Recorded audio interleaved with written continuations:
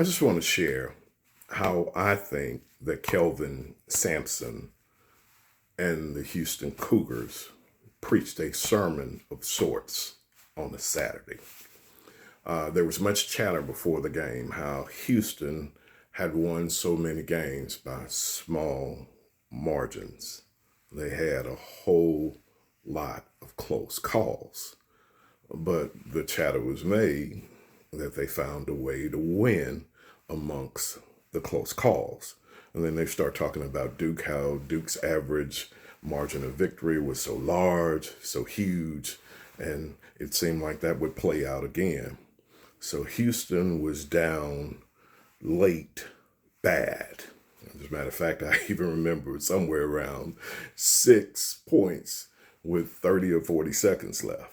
But even before then, they were down by a margin and they didn't even foul. And I saw all of America's armchair coaches said, if this team would be better coached, they would just go on and foul. But here they are, they let everything play out with no timeouts, and they just knew what to do because they had close calls before.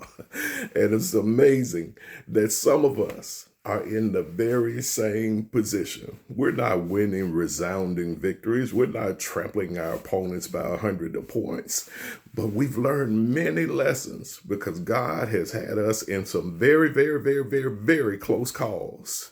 And somehow God brought us out. So sometimes it's not the route, it's not the overwhelming victories. It's about knowing what to do when you're in a close call. And I can tell you, I'm not the one that's won victories by 100 points, by 30 points, by 40 points or anything. But God has delivered me out of many close calls. So I have to thank Kelvin Sampson and I have to thank the Houston Cougars for reminding me that no matter how bad you're down, we got a God that can bring us out of that close call. Be blessed.